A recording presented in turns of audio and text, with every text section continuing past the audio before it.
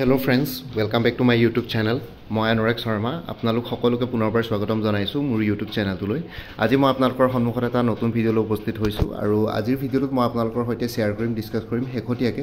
গুৱাহাটী হাইকোৰ্টৰ যোনটো junior administrative এসিস্টেন্টৰ post ওলাইছে এই জুনিয়ৰ এডমিনিষ্ট্ৰেটিভ এসিস্টেন্টৰ পোষ্টৰ আজি আমি ডিসকাস কৰিম যে বেলেগ বেলেগ বিভিন্ন ডিস্ট্ৰিক্টত বেলেগ বেলেগ ভ্যাকেন্সি আছে সো তাতে আপোনালোকে যোনখন ডিস্ট্ৰিক্টৰ পৰা বিলং কৰে সেইখন ডিস্ট্ৰিক্টত এপ্লাই নকৰি পেলাই বেলেগ ডিস্ট্ৰিক্টত এপ্লাই কৰিব পাৰিবনে নোৱাৰে সেইখিনিৰ ওপৰত ক্লিয়াৰিফিকেশন দিম আৰু লগতে আপোনালোকে অলৰেডি থাম্বনেলত দেখিলে যে এক্সাম প্যাটাৰ্ন আৰু সিলেবাছৰ ওপৰত অকমান ডিসকাস কৰিম ইয়াতে ঠিক আছে আৰু লগতে আৰু এটা কথা কৈ দিছো ইয়াতে আপোনালোকে জুনিয়ৰ এডমিনিষ্ট্ৰেটিভ এসিস্টেন্ট বেলেগ অন্য অফিচৰ জুনিয়ৰ এডমিনিষ্ট্ৰেটিভ এসিস্টেন্টৰ লগত তুলনা কৰিব কাৰণ এপিএসসি হওক বা আসাম সেক্ৰেটাৰিয়েটৰ হওক তাৰে জুনিয়ৰ এডমিনিষ্ট্ৰেটিভ এসিস্টেন্টৰ গ্ৰেড পেটো বেছি কিন্তু গুৱাহাটী হাইকোৰ্টৰ যোনটো জুনিয়ৰ এডমিনিষ্ট্ৰেটিভ এসিস্টেন্ট গুৱাহাটী হাইকোৰ্টটো অসম চৰকাৰৰ নহয় গুৱাহাটী হাইকোৰ্ট আমাৰ তিনটা অৰ্গান বেলেগ বেলেগ লেজিসলেটিভ এক্সিকিউটিভ আৰু জুডিচিয়াৰী তিনটা সেপাৰেট অৰ্গান হয় ইণ্ডিয়ান কনস্টিটিউশনৰ আৰু জুডিচিয়াৰীটো কমপ্লিটলি সেপাৰেট অৰ্গান তেওঁলোকৰ পে স্কেল গ্ৰেড পে হেখিনি বস্তু তেওঁলোকে নিজে মেইনটেইন কৰে আৰু ইয়াতে যোনটো জুনিয়ৰ এডমিনিষ্ট্ৰেটিভ এসিস্টেন্ট আছে তাৰে পে স্কেলটোৰ গ্ৰেড পেটো কম এটো কাৰণে ইয়াতে কাৰণ গুৱাহাটী হাইকোৰ্টে বা হাইকোৰ্টৰ জুনিয়ৰ এডমিনিষ্ট্ৰেটিভ এসিস্টেন্টটো জুনিয়ৰ এসিস্টেন্ট জুনিয়ৰ একাউন্টেন্ট হেবিলাকৰ লগত ইয়াতে তেওঁলোকে মানে হেতু একেটা ক্যাটাগৰী বা একেটা ৰেংকৰ পোষ্ট বুলি ধৰে হেতু কাৰণে গ্ৰেড পে কম বাকি অন্য ডিপাৰ্টমেন্টত এপিএসসি হওক বা আসাম সেক্ৰেটাৰিয়েটে হওক ইয়াতে আপোনালোকে গ্ৰেড পেটো বেছি পাব সেই কাৰণে হাইকোৰ্টটো অসম চৰকাৰ নহয় ইয়াতে হিমন্ত বিশ্ব শৰ্মাৰ আন্ডাৰত নহয় কোৰ্টটো কমপ্লিটলি বেলেগ ঠিক আছে সো আৰু বাকি এটো কথাটো কলৈ বাকি ইয়াৰ কি বুলি কয় স্যালাৰি ক্যালকুলেশন তাৰ পিছত ওয়াৰ্ক প্ৰোফাইল কেৰিয়াৰ প্ৰগ্ৰেছন মানে প্ৰমোশনাল প্ৰসপেক্ট বিলাকৰ ওপৰত এটা সেপাৰেট বা ডেডিকেটেড ভিডিও বনাম বাৰু সোনকালে এতিয়া বৰ্তমান হ'ল যে কথাটো হ'ল যে আপোনালোকে ইয়াতে দেখিছে ডিস্ট্ৰিক্ট ওয়াইজ বহুত বিলাক ভ্যাকেন্সি আছে তাতে আপোনালোকৰ ধৰক এটা ক্যাটাগৰী ভ্যাকেন্সি কোনবা এখন ডিস্ট্ৰিক্টত কম থাকিব পাৰে তেতিয়া আপোনালোকে যোনখন ডিস্ট্ৰিক্টত কম থাকে সেইখন ডিস্ট্ৰিক্টত আপোনালোকৰ ধৰ নিজৰ সাপোজ এজন ক্যান্ডিডেট যোৰহাট ডিস্ট্ৰিক্টৰ পৰা বিলং কৰে কিন্তু তেওঁৰ যোৰহাটত ধৰক তেওঁৰ যোনটো ক্যাটাগৰী আছে তাতে ধৰক পোষ্ট নাই ঠিক আছে আৰু ক্যাটাগৰীত পোষ্ট নাথাকিলে এসটি হিলছৰ ধৰক পোষ্ট নাথাকিলে কিন্তু তেওঁলোকে তো জেনাৰেল ক্যাটাগৰীৰ কাৰণে এপ্লাই কৰিব পাৰিব এপ্লাই কৰতে এসটি হিলছ বুলিয়ে দিব কাৰণ আপোনালোকে বেনিফিট এসটি হিলছ বুলি এপ্লাই কৰিলে অন্য বেনিফিট বিলাক পাব যেনেকৈ আপাৰ এজ ৰিলেক্সেশন এক্সামিনেশন ফি ঠিক আছে জেনাৰেল ক্যাটাগৰীৰ কাৰণে এক্সামিনেশন ফি পা আদি কৰি আপাৰ এজ ৰিলেক্সেশন লকে বহুত বিলাক কম ঠিক আছে সো জেনাৰেল ক্যাটাগৰীত আপোনালোকে যদি এপ্লাই কৰে ইয়াতে অবভিয়াসলি আপোনালোকৰ পোষ্ট নাথাকিলে মানে আপোনালোকক পিছত জেনাৰেল ক্যাটাগৰীতে কম্পিট কৰিবলগীয়া হ'ব কিন্তু প্ৰথমতে এপ্লাই কৰোতে কিন্তু আপোনালোকে কি বুলি কয় নিজৰ ক্যাটাগৰীতে কৰিব তেতিয়াহে এপ্লিকেশন ফি আপাৰ এজ ৰিলেক্সেশন হেবোৰ পাব নহলে জেনাৰেল ক্যাটাগৰী আপোনালোকে জানে এপ্লিকেশন ফিও আপোনালোকতকে বেছি আৰু লগতে আপাৰ এজ ৰিলেক্সেশনো নাই ঠিক আছে সো তেনেকুৱা ধৰণৰ হেখিনি বস্তু আপোনালোকে নাপাব খালি যেতিয়া মেৰিট বেসিছত কি বুলি কয় কম্পিটিটিভ এক্সামছটো দিব তাতে আপোনালোকৰ কাট অফ জেনাৰেল ক্যাটাগৰী বুলি ধৰা হ'ব যদি আপোনালোকৰ ক্যাটাগৰীত কোনো পোষ্ট ইয়াতে ৰিজাৰ্ভ নাই ঠিক আছে আৰু কথাটো হ'ল যে কোনবা যদি যোৰহাট ডিস্ট্ৰিক্টৰ ক্যান্ডিডেট তেওঁৰ যদি কোনবা নিৰ্দিষ্ট এটা ক্যাটাগৰীত ধৰক আপোনালোকৰ পোষ্ট নাই কিন্তু তেতিয়া হলে আপোনালোকে গৈ পেলাই বেলেগ এখন ডিস্ট্ৰিক্টত এপ্লাই কৰিব পাৰে যোনখন ডিস্ট্ৰিক্টত আপোনালোকৰ পোষ্ট বেছি আছে খালি যোনখন ডিস্ট্ৰিক্টৰ কাৰণে আপোনালোকে এপ্লাই কৰিব সাপোজ যোৰহাট ডিস্ট্ৰিক্টৰ ক্যান্ডিডেট এজন জেনাৰেল ক্যাটাগৰী যোৰহাটত জেনাৰেল ক্যাটাগৰী পোষ্ট ধৰক দুটা আছে কিন্তু শোণিতপুৰ ডিস্ট্ৰিক্টত ধৰক জেনাৰেল ক্যাটাগৰী পোষ্ট 20টা আছে ঠিক আছে তেওঁ শোণিতপুৰ ডিস্ট্ৰিক্টৰ কাৰণে এপ্লাই কৰিব পাৰিব শোণিতপুৰ ডিস্ট্ৰিক্টত খালি শোণিতপুৰ ডিস্ট্ৰিক্টৰ কাৰণে এপ্লাই কৰিলে এবাৰ এই যোনটো পৰীক্ষা হ'ব জুনিয়ৰ এডমিনিষ্ট্ৰেটিভ এসিস্টেন্ট হেতু ডিস্ট্ৰিক্ট ওয়াইজ হ'ব প্ৰত্যেকখন ডিস্ট্ৰিক্টতে কন্ডাক্ট কৰিব এনেকুৱা নহয় যে অকল গুৱাহাটীতে সেন্টাৰ হ'ব এনেকুৱা ধৰণৰ পৰীক্ষা আগতে গুৱাহাটী হাইকোৰ্টে পাতিছে সো ডিস্ট্ৰিক্ট ওয়াইজ পৰীক্ষা হ'ব বেলেগ বেলেগ ডিস্ট্ৰিক্টত বেলেগ বেলেগ বিভিন্ন সেন্টাৰ হ'ব সো ডিস্ট্ৰিক্ট ওয়াইজ আপোনালোকৰ যদি যোৰহাটৰ এজন ক্যান্ডিডেটে যদি শোণিতপুৰ ডিস্ট্ৰিক্টৰ কাৰণে এপ্লাই কৰে তেওঁ শোণিতপুৰত গৈ পেলাই পৰীক্ষাটো দিব লাগিব আৰু লগতে তেওঁৰ পোষ্টিং শোণিতপুৰৰ ডিস্ট্ৰিক্ট কোৰ্টত হ'ব এইবোৰ গুৱাহাটী হাইকোৰ্টৰ আন্ডাৰতে ডিস্ট্ৰিক্ট কোৰ্ট পৰে কাৰণ এটা ইন্টিগ্ৰেটেড জুডিচিয়েল সিস্টেম হয় গুৱাহাটী হাইকোৰ্ট ষ্টেট হাইকোৰ্ট তাৰ পিছত ডিস্ট্ৰিক্ট কোৰ্ট বিলাক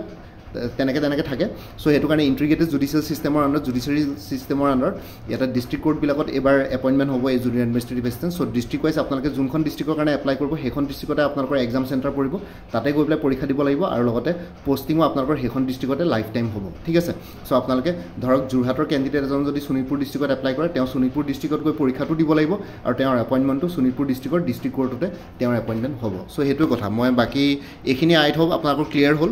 এতিয়া আমি আহি যাওঁ এক্সাম প্যাটাৰ্নৰ সিলেবাছৰ ওপৰত ঠিক আছে এক্সাম প্যাটাৰ্নৰ সিলেবাছৰ ওপৰত মই অকমান এডভাৰটাইজমেন্টখনত যেহেতু মেনশন কৰিছিলো তথাপিতো অকমান আৰু এবাৰ ইয়াতে আপোনালোকক অলপ ভাল ডিটেইলছত কৈ দিছো ঠিক আছে সিলেকশন প্ৰসিডিউৰত আপোনালোকৰ টোটাল স্টেজ 1 ঠিক আছে স্টেজ 2 আৰু ষ্টেজ 3 তিনিটা ষ্টেজ আছে প্ৰথমটো হ'ল ষ্টেজ 1ত আপোনালোকৰ ধৰক ৰিটেন এক্সামিনেশ্যন হ'ব OMR বেছ স্ক্ৰিনিং টেষ্ট এটা হ'ব কমন ৰিটেন টেষ্ট মানে OMR বেছ অবজেক্টিভ টাইপ কুৱেশ্যন আহিব এটা কুৱেশ্যনৰ এগেইনষ্টে 4টা অপশ্যন থাকিব যেনেকৈ অন্য কম্পিটিটিভ এক্সামছবিলাকত থাকে তাৰপিছত ষ্টেজ 2ত থাকিব আপোনালোকৰ কম্পিউটাৰ স্কিল টেষ্ট যেনেকৈ আপোনালোকে ADR কাৰণে কম্পিউটাৰ স্কিল টেষ্ট দিছিলে ইয়াতে খালি টাইপিং টেষ্ট কিবা কিবি অলপ থাকিব হাইকোৰ্টৰ কাম কাজৰ অনুসৰি আৰু লগতে ষ্টেজ 3ত আপোনালোকৰ ভাইভা পোষ্ট মানে পাৰ্চনেল ইণ্টাৰভিউ এটা থাকিব 15 মাৰ্কছৰ ঠিক আছে সো এতিয়া আমি যদি চাওঁ আপোনালোকৰ যোনটো ষ্টেজ 1 আছে ষ্টেজ 1ত এটা কমন ৰিটেন টেষ্ট থাকিব 120 মাৰ্কছৰ 120 মাৰ্কছৰ 100 মাৰ্কছ আপোনালোকৰ আহিব এখন জেনেৰেলাইজ পেপাৰ থাকিব য'ত general English general knowledge computer knowledge আৰু জেনেৰেল এপ্টিটিউড থাকিব তাতে টোটেল 100 মাৰ্কছ আৰু এটা ছেকশ্যন ইয়াতে ইনক্লুডেড হৈ থাকিব 20 মাৰ্কছৰ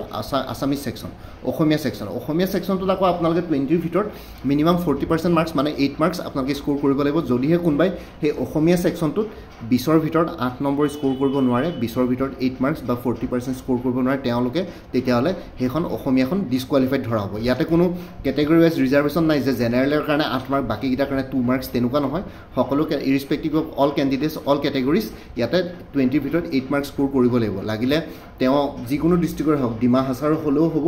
হাইলাকান্দি হ'লেও হ'ব লগতে তেনেকুৱা বাৰাক ভেলীৰ হ'লেও হ'ব বা কাৰ্বি আংলং ডিষ্ট্ৰিক্টৰ হ'লেও হ'ব তেওঁলোকে অসমীয়া ছাবজেক্টটোত মিনিমাম 8 মাৰ্কছ স্ক'ৰ কৰিব লাগিব কাৰণ এইটো অসম হয় ইয়াতে যিহেতু এখন অসম হয় অসমৰ আপোনালোকে জানিব লাগিব অভিয়াছলি অট'নমাছ ষ্টেটাছ দিয়া আছে অ'টোত কিন্তু হ'লেও আপোনালোকে যিহেতু অসম হয় এজ এ বৃহত্তৰ অসমৰ ভিতৰত আছে চ' অসমীয়াত আপোনালোকে এইটো মিনিমাম 8 মাৰ্কছ স্ক'ৰ কৰিবই লাগিব ইয়াতে কৰিবই লাগিব এইটো মেণ্ডেটৰী কম্পালচৰি যি ভাবে আপোনালোকে ঠিক আছে আৰু যদি কেনেবাকৈ সেইটো স্ক'ৰ নকৰে তেতিয়াহ'লে আপোনালোকৰ গোটেই কমন ৰিটেন টেষ্টটোতে আপোনালোকে ডিছকুৱালিফাইড আপোনালোকৰ কাট অফ মাৰ্কছ যেতিয়া নিৰ্ধাৰণ কৰিব তেতিয়ালৈকে আপোনালোকৰ মাৰ্কছটো কনচিডাৰ নকৰে ঠিক আছে অসমীয়াত 8 মাৰ্কছ পোৱাটো ইম্পৰ্টেণ্ট আৰু ইয়াতে প্ৰথমতে যদি চাওঁ জেনেৰেল ইংলিছত আপোনালোকৰ বেছিকলি 50 মাৰ্কছৰ কম্প্ৰিহেনশ্যন আহিব কম্প্ৰিহেনশ্যন দুটামান কম্প্ৰিহেনশ্যন আহিব তাতে 4টা 5টাকৈ কুৱেশ্যনছ থাকিব ঠিক আছে দুটা কুৱেশ্যনত ধৰক 10 মাৰ্কছ আহি গ'ল কম্প্ৰিহেনশ্যন তাৰপিছত আহিব ইংলিছ গ্ৰামাৰ বেছিকলি ইংলিছ গ্ৰামাৰৰ আহে যেনেকৈ অপজিট জেণ্ডাৰ অপজিট ৱৰ্ড ঠিক আছে কিছুমান ৱৰ্ড দিব তাৰে 4টা ৱৰ্ড দিব কোনটো ৱৰ্ড কাৰেক্ট হয় ঠিক আছে ফিল আপ দ্য ব্লেংকছ দিব গ্ৰামাৰৰ প্ৰিপজিশ্যন কনজাংশ্যন সেইবোৰ ভৰাই পেলাই ঠিক আছে তেনেকুৱা ধৰণৰ বেছিকলি কম্প্ৰিহেনশ্যন আৰু ইংলিছ গ্ৰামাৰ আৰু লগতে আপোনালোকে অপজিট ৱৰ্ডছ অপজিট জেণ্ডাৰ তেনেকুৱা ধৰণৰ বা মিনিং কোনটো ৱৰ্ডৰ কি মিনিং সেই তেনেকুৱা ধৰণৰ কুৱেশ্যনছ ইয়াতে জেনেৰেল ইংলিছত আহে জেনেৰেল ইংলিছ বেছিকলি কম্প্ৰিহেনশ্যন আৰু ইংলিছ গ্ৰামাৰ বেলেগ একো ক'ব নোৱাৰে ভকেবুলাৰী কিবা কিবি আহে চ' এইবোৰ চব এজ এ হ'ল ইংলিছ গ্ৰামাৰৰে পাৰ্ট চ' কম্প্ৰিহেনশ্যন আৰু ইংলিছ গ্ৰামাৰ আহিব আৰু মই যোনটো আপোনালোকক কৰ্চত PDF শ্বেয়াৰ কৰিম তাতে ইংলিছ গ্ৰামাৰৰ কিছুমান অংশ ইয়াত কভাৰ কৰা হৈছে আৰু লগতে আপোনালোকে এক্সট্ৰাকৈও যদি আপোনালোকে চাব বিচাৰে গুগলত জাষ্ট চাৰ্চ কৰি চাব প্ৰিভিয়াছ ইয়েৰ কুৱেশ্যন পেপাৰ্ছবিলাক চাব কাৰণ জেনেৰেল ইংলিছ আপোনালোকে পঢ়ি পেলাই কমপ্লিট কৰিব নোৱাৰে যেনেকৈ ক্লাছ 9-10ত ইংলিছৰ টিউশ্যন লৈছিলে ঠিক আছে তেতিয়া গ্ৰামাৰবিলাক যদি আপোনালোকৰ কি বুলি কয় ক্লিয়াৰ হৈ আছে তেতিয়াহ'লে আপোনালোকে জেনেৰেল ইংলিছৰ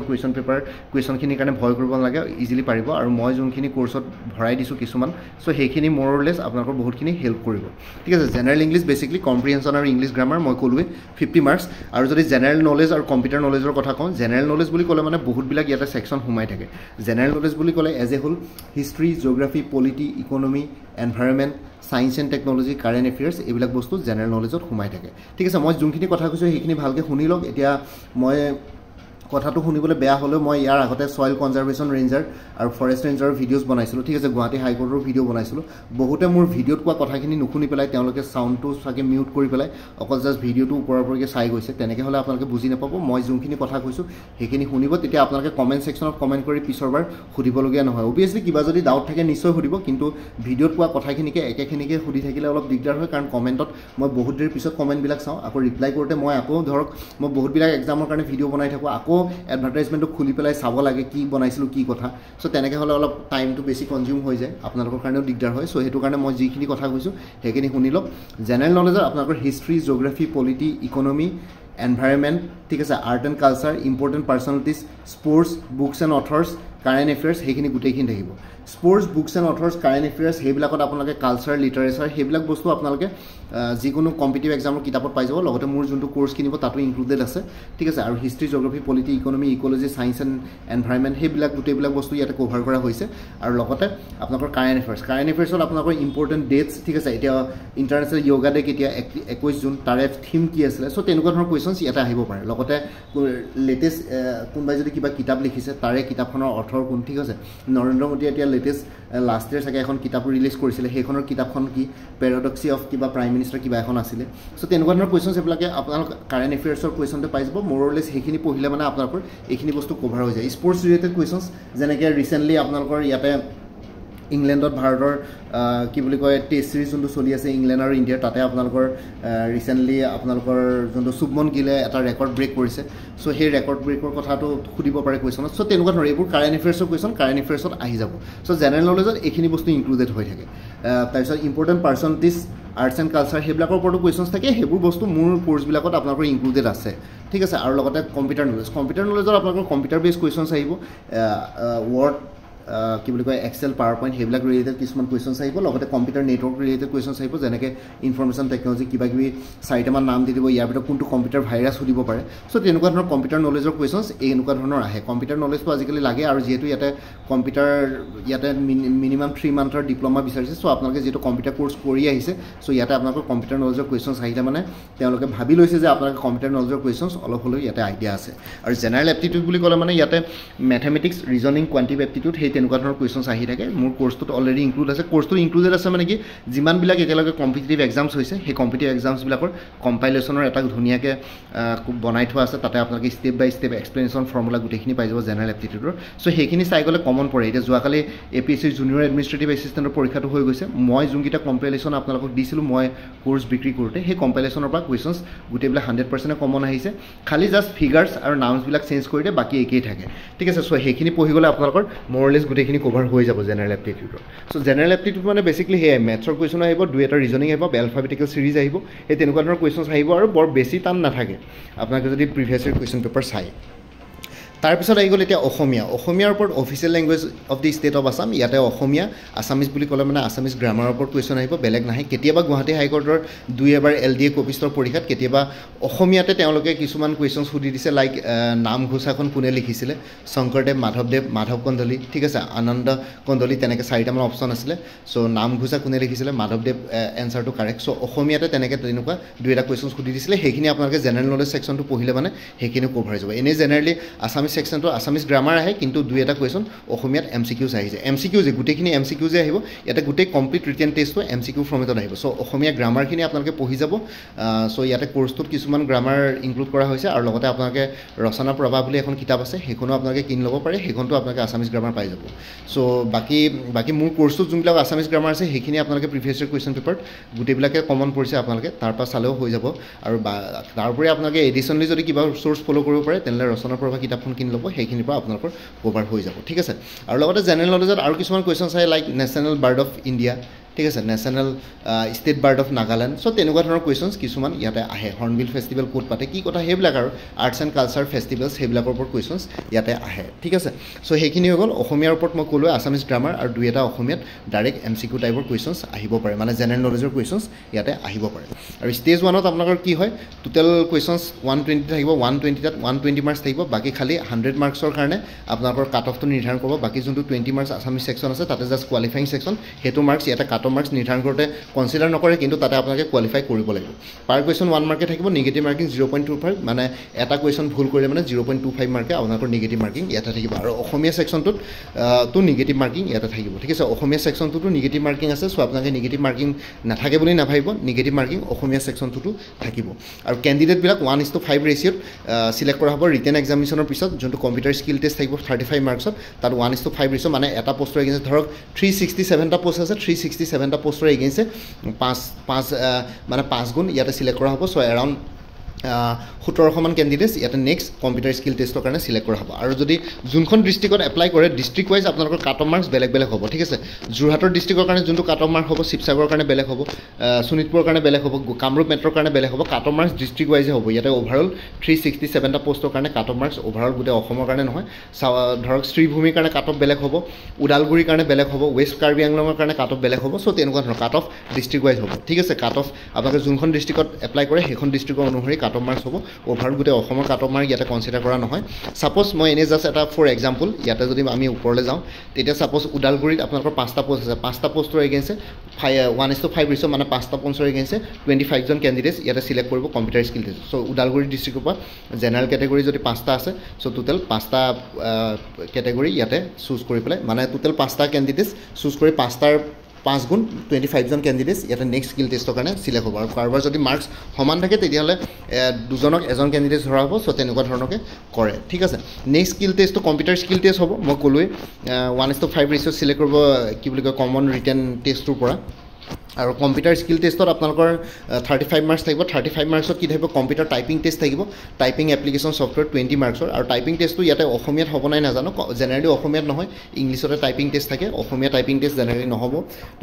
the test of typing speed and accuracy in word processing should be conducted with the help of typing application software typing application ছফ্টৱেৰত আপোনালোকে টাইপ কৰিব লাগিব ইয়াতে ছফ্টৱেৰ এটা থাকিব সেইটোৱে নিৰ্ধাৰণ কৰিব আপোনালোকৰ স্পীড কিমান কৰিছে কি কথা সেইখিনি কিমান ৱৰ্ডছ পাৰ মিনিট আপোনালোকে কাৰেক্ট কৰিছে সেইবিলাক বস্তু ইয়াতে টেষ্ট কৰা হ'ব বেলেগ একো নাই কম্পিউটাৰ স্কিল টেষ্টত বেছিকেলি টাইপিং টেষ্টে হ'ব ইয়াত বেলেগ একো কোৱা নাই আৰু এটা কথা কৈছে বিটোত পইণ্ট নম্বৰ বিটোত proficiency word processor and spreadsheet word processor আৰু স্প্ৰেডশ্বীটত ইয়াতে প্ৰফিচিয়েঞ্চি লাগিব মানে বেছিকেলি মাইক্ৰ'ছফ্ট ৱৰ্ডত আপোনালোকে কাম কৰিব পাৰিবলৈ 15 মাৰ্কছ আৰু প্ৰথমটোত 20 মাৰ্কছ থাকিব মানে টাইপিং টেষ্টত 20 মাৰ্কছ আৰু ৱৰ্ড প্ৰচেছৰ আৰু স্প্ৰেডশ্বীটত 15 মাৰ্কছ ইয়াতে থাকিব চ' টোটেল 35 মাৰ্কছৰ কম্পিউটাৰ স্কিল টেষ্ট এটা হ'ব আৰু কম্পিউটাৰ স্কিল টেষ্টৰ পিছত কেণ্ডিডেটছ যিসকলে কম্পিউটাৰ স্কিল টেষ্টত ছাকচেছফুলি ক্লিয়াৰ কৰিব তেওঁলোকক 1:3 ৰেচিঅ'ত এটা ভাইভা বছ মানে ইণ্টাৰভিউৰ কাৰণে মাতা হ'ব 15 মাৰ্কছৰ এটা ইণ্টাৰভিউ থাকিব আৰু আপোনালোকক 1:3 এটা পোষ্টৰ এগেইনষ্টত 3জন মাতা হ'ব ছাপ'জ এখন ডিষ্ট্ৰিক্টত যদি 5টা পোষ্ট আছে 15জন লাষ্টত চিলেক্ট কৰি ইণ্টাৰভিউলৈকে ভাইভা বছৰ কাৰণে মাতা হ'ব আৰু grand total marks out of 150 marks কিমান স্ক'ৰ কৰিব তাৰ ওপৰত আপোনালোকৰ ইয়াতে ফাইনেল চিলেকশ্যন হ'ব 150 মাৰ্কছ মানে ছাপ'জ ৰিটেন এক্সামিনেশ্যনত 100 মাৰ্কছ কম্পিউটাৰ স্কিল টেষ্টত 35 মাৰ্কছ 135 মাৰ্কছ হ'ল প্লাছ ভাইভা বছ বা ইণ্টাৰভিউ 15 মাৰ্কছ 150 মাৰ্কছৰ ভিতৰত আপোনালোকে কিমান স্ক'ৰ কৰে সেইটোৰ ওপৰত কম্পিউটাৰ স্কিল টেষ্ট আপোনালোকে দিব লাগিব মানে ফাইনেল চিলেকশ্যন ইয়াতে হ'ব ঠিক আছে 150 মাৰ্কছৰ ভিতৰত কোনে কিমান পায় সেইটোৰ ওপৰতে ডিপেণ্ড কৰিব আৰু লগতে কেতিয়াবা যদি ইয়াতে এটা কণ্ডিশ্যন দিয়া আছে In case of candidates obtaining the same grand total marks, the candidate who obtains more marks in the written test and computer skill test combined will be given preference. Suppose as দুজন candidates ধৰক 150 মাৰ্কছৰ ভিতৰত written computer আৰু লগতে interview তিনিটা stage মিলাই পেলাই 150 ভিতৰত ধৰক ছাপ'জ 120 মাৰ্কছ পালে এতিয়া দুইজন কেণ্ডিডেটছ 120 মাৰ্কছ পোৱা দুজন কেণ্ডিডেটছ ওলাই গ'ল এতিয়া কোনজনক চাকৰিত ল'ব চ' তেতিয়া সেইটো কি কৰিব তেতিয়া যোনজন কেণ্ডিডেটছে ইণ্টাৰভিউটো বাদ দি ৰিটেন টেষ্ট আৰু কম্পিউটাৰ স্কিল টেষ্টক কম্বাইন কৰি পেলাই টোটেল মাৰ্কছ যিমান যাৰ বেছি হ'ব সেইজনকে প্ৰিফাৰেঞ্চ দিব আৰু ছাপ'জ যদি কেণ্ডিডেটছ গোটেইকেইটা চিনিয়ৰতে skill test written test interview তিনিটা ষ্টেজতে ধৰক সমান মাৰ্কছ পালে গোটেইকেইটাই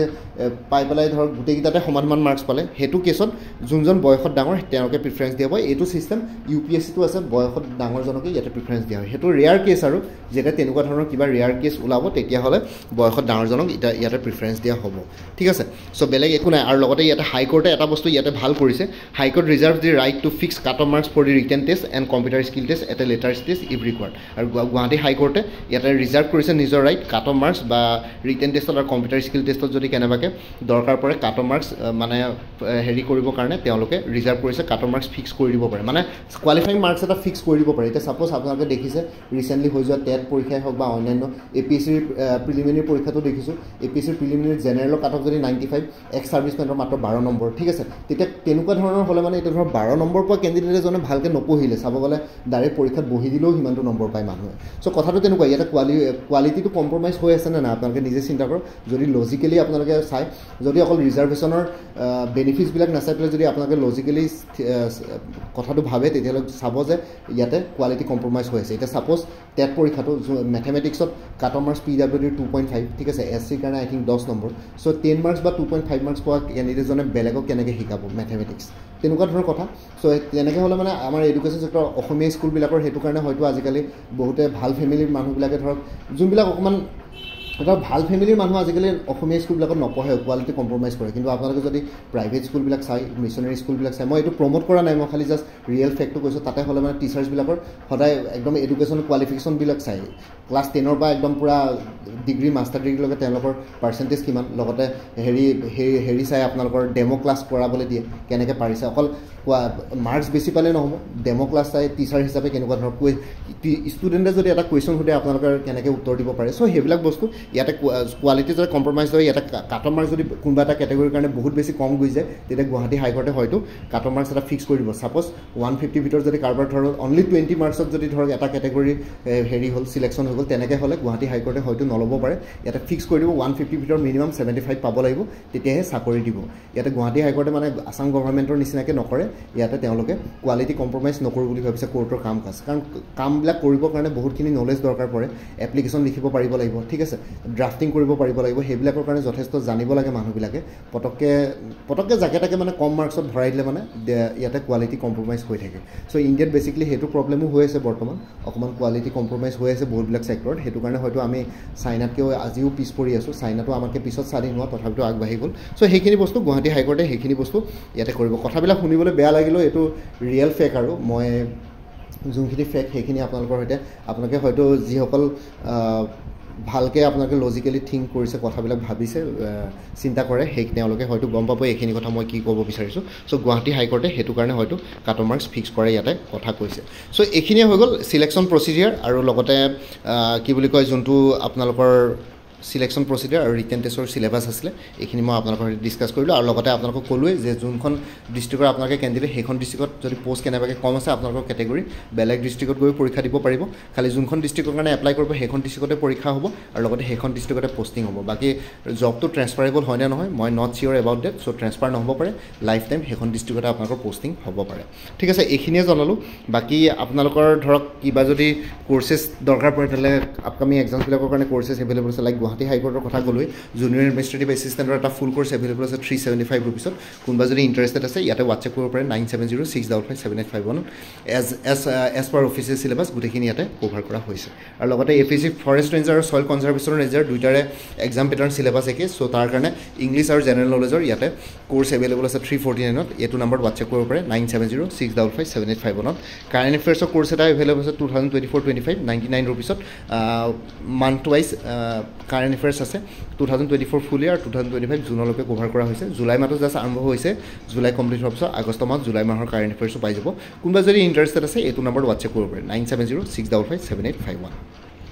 নেক্সট হৈ গ'ল APSC জুনিয়ৰ ডেভেলপমেণ্ট অফিচাৰ ফুল কোৰ্চ এভেইলেবল আছে 299ত এইটো নাম্বাৰত হোৱাটছএপ কৰিব পাৰে 9706557851 তাৰপিছত এতিয়া APSC জুনিয়ৰ এডমিনিষ্ট্ৰেটিভ এছিষ্টেণ্টৰ পৰীক্ষা হৈ গ'ল এইটো বাৰু দৰকাৰ নাই বাকী ADRE 3.0 ফুল কোৰ্চ এভেইলেবল আছে 300ত এইটো নাম্বাৰত হোৱাটছএপ কৰিব পাৰে 9706557851 APSC ইনস্পেক্টৰ অফ ষ্টেটিষ্টিক্সৰ এটা কোৰ্চ এভেইলেবল আছে পেপাৰ এণ্ড ইংলিছ পেপাৰটো কাৰেণ্ট এফেয়াৰ্ছ মেথমেটিক্স ৰিজনিং 150 ৰুপিছত এইটো নাম্বাৰত হোৱাটছএপ কৰিব পাৰে 9706557851 APSC ইনস্পেক্টৰ অফ লিগেল মেট্ৰলজিৰ ফুল কোৰ্চ এভেইলেবল আছে জেনেৰেল ষ্টাডিজৰ ওপৰত 249 পিছত এইটো নাম্বাৰ হোৱাটছএপ কৰিব পাৰে 9706557851 APSC এগ্ৰিকালচাৰ ইউনিভাৰ্চিটি ৰিক্ৰুটমেণ্টৰ 2025 ফুল কোৰ্চ এভেইলেবল আছে 299ত এইটো নাম্বাৰ হোৱাটছএপ কৰিব পাৰে 9706557851 APSC জুনিয়ৰ ইঞ্জিনিয়াৰ ফুল কোৰ্চ এভেইলেবল আছে জেনেৰেল ষ্টাডিজৰ ইংলিছ গ্ৰামাৰ ওপৰত 249ত এইটো নাম্বাৰ হোৱাটছএপ কৰিব পাৰে 9706557851 APSC এগ্ৰিকালচাৰ ডেভেলপমেণ্ট অফিচাৰ ফুল কোৰ্চ এভেইলেবল আছে জেনেৰেল ষ্টাডিজৰ ওপৰত 249ত এইটো নাম্বাৰ হোৱাটছএপ কৰিব পাৰে 9706557851 আৰু আপডেটেড কাৰেণ্ট এফেয়াৰ্ছবিলাক মোৰ পৰা কোৰ্চ লৈ লাইফ টাইম পাই থাকিব তাৰ কাৰণে ফোৰটো ফাৰ্ডাৰ পে'মেণ্ট কৰিব নালাগে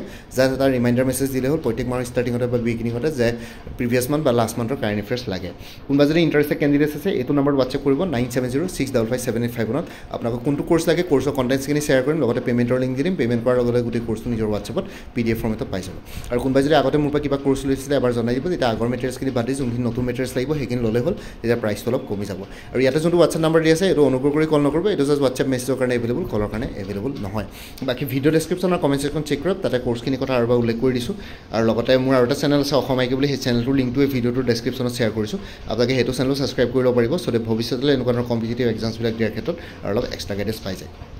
বাকী Guwahati high court junior administrative assistant বুলি এটা প্লেলিষ্ট ক্ৰিয়েট কৰি থোৱা আছে সেই প্লেলিষ্টৰ লিংকটো এই ভিডিঅ'টোৰ ডেছক্ৰিপশ্যনত দি দিছোঁ আপোনালোকে সেই প্লেলিষ্টত গ'লে এই পৰীক্ষাটোৰ লগত জড়িত সকলো ধৰণৰ ভিডিঅ'ছ পাই যাব আপকামিং ভিডিঅ'ছবিলাক পাই থাকিব মই যিমান পাৰোঁ সিমানখিনি শ্বেয়াৰ কৰিম আৰু লগতে বাকী মোৰ ভিডিঅ'ছবোৰ চাই যদি ভাল পায় মোৰ চেনেলটো ছাবস্ক্ৰাইব কৰি ল'ব আৰু লগতে আপোনালোকৰ যিমানখিনি ফেমিলি ফ্ৰেণ্ডছ ৰিলেটিভছ আৰু চিনাকি এক্সপিৰিয়েঞ্চ আছে তেওঁলোকৰ লগত মোৰ চেনেলটো শ্বেয়াৰ কৰিব লগতে কমেণ্ট ছেকশ্যনত জনাব কিবা যদি কুৱেশ্যন থাকে ডাউট থাকে মই নিশ্চয় আপোনালোকৰ কুৱেশ্যনছ আৰু ডাউটছবিলাকৰ ৰিপ্লাই দিবলৈ চেষ্টা কৰিম বাকী আজিৰ ভিডিঅ'টো ইমানতে সমাপ্ত কৰি আপোনালোক সকলোৰ পৰা বিদায় ল'লোঁ কাইলৈ পুনৰ এটা নতুন ভিডিঅ' আপোনালোকৰ সন্মুখত উপস্থিত হ'ম তেওঁলোকে ভালকৈ প্ৰিপাৰেশ্যন কৰি থাকক সকলোৱে অল দি বেষ্ট থাকিলে bye take care friends Bharat মাতা কি জয় জয় আই অসম